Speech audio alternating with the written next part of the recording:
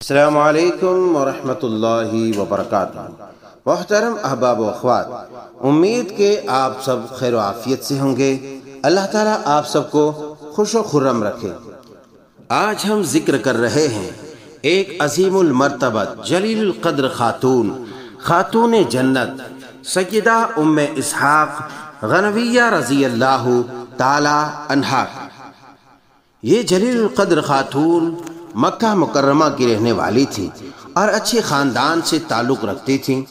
علامہ ابن عبد البر نے اپنی مشہور کتاب الاستیعاب فی معرفت الاصحاب میں اور دیگر مورخین نے اپنی تصنیفات میں ان کے حالات بیان کیے ہیں۔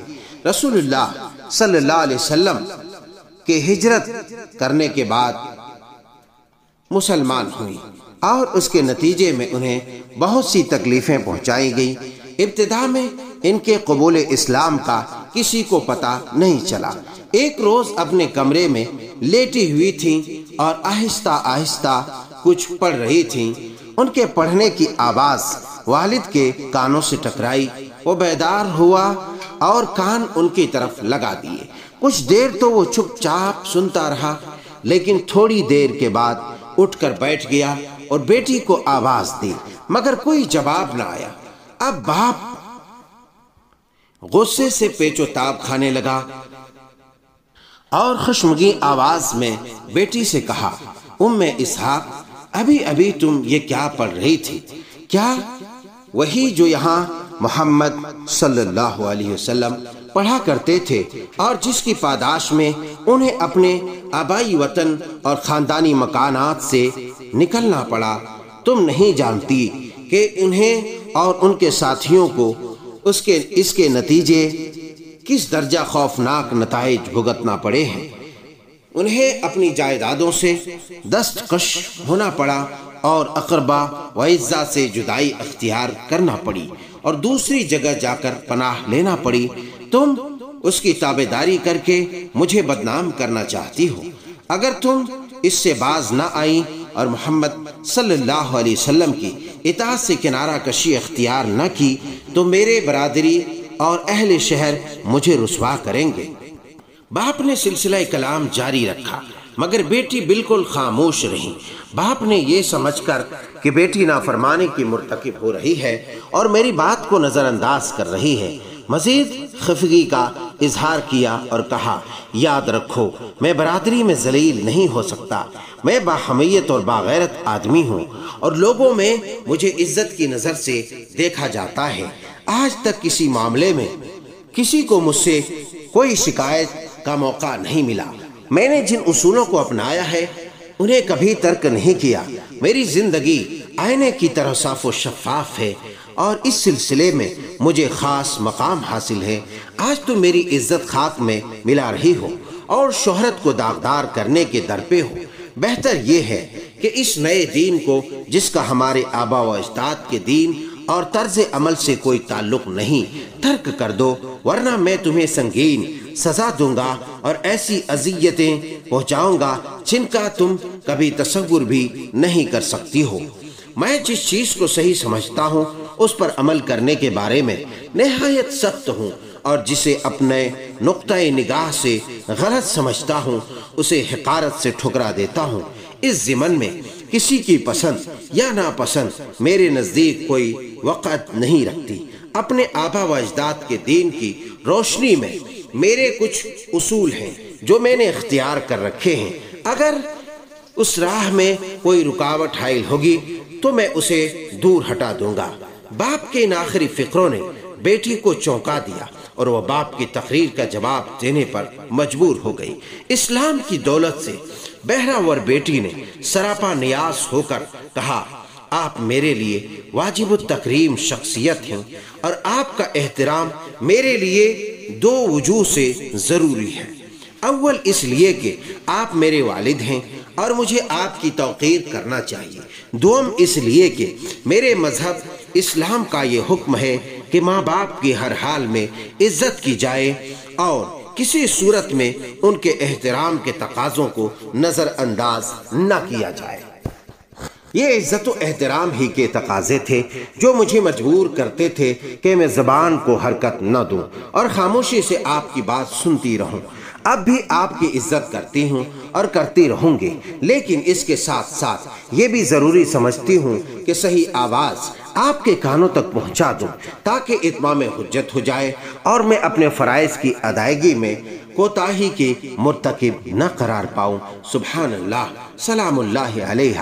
اے میرے قابل احترام والد گرامی، بات یہ ہے کہ میں اسلام قبول کر چکی ہوں اور میں نے دین محمد صلی اللہ علیہ وسلم کی حقانیت کا اقرار کر لیا ہے۔ میں اس نتیجے پر پہنچی ہوں کہ آبا و اجداد کا دین اور ان کے رسوم و عوائد کوئی حیثیت نہیں رکھتے۔ اصل شے صداقت ہے، سچائی ہے۔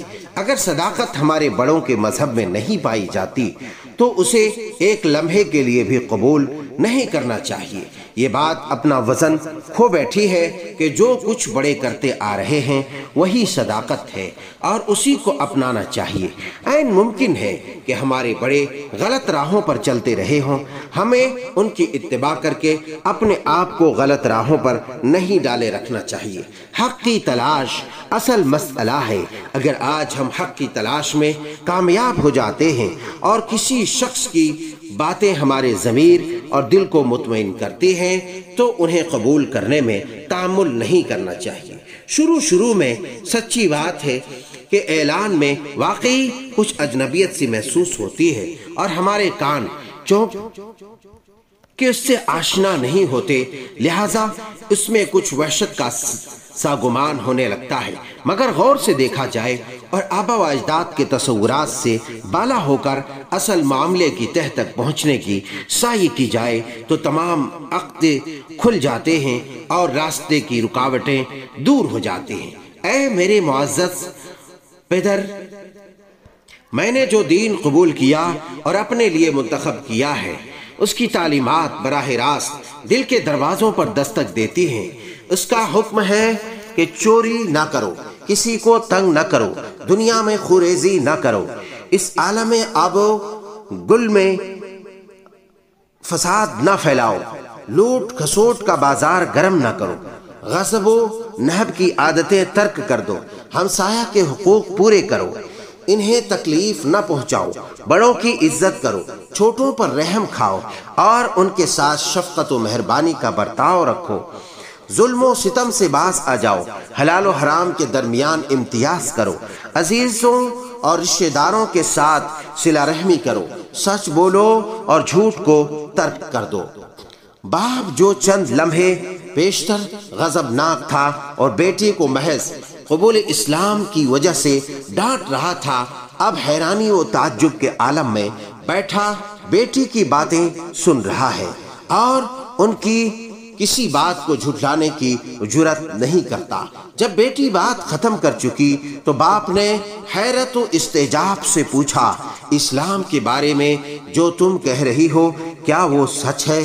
بیٹی نے مسرت آمیز لہجے میں جواب دیا، کیوں نہیں، اسلام کی یہی تعلیم ہے اور وہ اپنے پیروں کو یہی سکھاتا ہے۔ باپ اسی وقت ایمان لے آیا۔ حضرت ام اسحاق غنویہ رضی اللہ تعالی عنہا نے مدینہ منورہ کی ہجرت کا شرف بھی حاصل کیا اور نبی کریم صلی اللہ علیہ وسلم کی وفات باکمال کے خاصا عرصہ تک زندہ رہیں۔ انہوں نے خلفائے راشدین کا زمانہ دیکھا اور کئی جنگوں میں شرکت کا بھی شرف حاصل کیا۔ اب حضرت ام اسحاق غنویہ رضی اللہ تعالی عنہا کی ہجرت کا واقعہ ہم آپ کی سماعتوں کے حوالے کر رہے ہیں۔ سیدہ ام اسحاق غنویہ رضی اللہ تعالی عنہا اپنے بھائی کے ساتھ مکہ سے مدینہ کو روانہ ہوئی۔ ایک جگہ پہنچے تو بھائی نے کہا، تم یہاں ٹھہرو، میں اپنا نفقہ مکہ میں بھول آیا ہوں، اسے لے آؤ۔ انہوں نے کہا، مجھے اپنے مشرک شوہر سے خطرہ ہے اور تمہیں کوئی تکلیف نہ پہنچائے۔ بھائی نے جواب دیا، اللہ نے چاہا تو میں اس کے شر سے محفوظ رہوں گا۔ کئی دن وہ راستے میں رکی رہیں، اللہ اکبر، لیکن بھائی واپس نہ آیا۔ ایک دن وہاں سے ایک شخص گزرا جسے انہوں نے پہچان لیا۔ انہوں نے پوچھا ام اسحاق تم یہاں کیوں بیٹھی ہو؟ جواباً ارشاد فرمایا اپنے بھائی کے انتظار میں بیٹھی ہوں جو کئی دن سے مکہ گیا ہے واپس نہیں آیا۔ انہوں نے کہا تیرے بھائی کو تیرے شوہر نے قتل کر دیا، انا للہ و انا الیہ راجعون۔ یہ سن کر ام اسحاق غنویہ کو سخت افسوس ہوا، وہاں سے چلیں اور نہایت تکلیف کے ساتھ مدینہ منورہ پہنچی۔ مسجد نبوی میں گئیں تو نبی کریم صلی اللہ علیہ وسلم وضو فرما رہے تھے، روتے ہوئے آپ کو بھائی کے قتل کی اطلاع دی۔ آپ نے سر کر پانی کا چلو بھرا اور ان کے چہرے پر انوار پر چھڑک دیا۔ آگے حضرت ام حکیم بیان کرتی ہیں کہ اس واقعے کے بعد ام اسحاق کو ایسی تسکین حاصل ہوئی کہ ان پر کوئی بڑی سے بڑی مصیبت بھی آ پڑتی تو روتی نہیں تھی، اللہ انہیں صبر دیتا تھا۔ اللہ اکبر، اللہ کروڑہاں کروڑ رحمت نازل فرمائے۔ سامعین گرامی قدر، یہ مختصر سا سیرت کا واقعہ سیدہ ام اسحاق غنویہ رضی اللہ تعالی عنہا کا تھا۔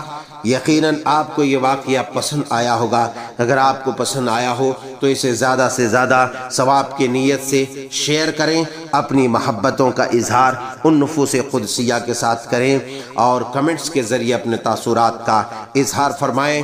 اسی طریقے سے آپ اسے لائک بھی کریں۔ والسلام علیکم ورحمۃ اللہ وبرکاتہ۔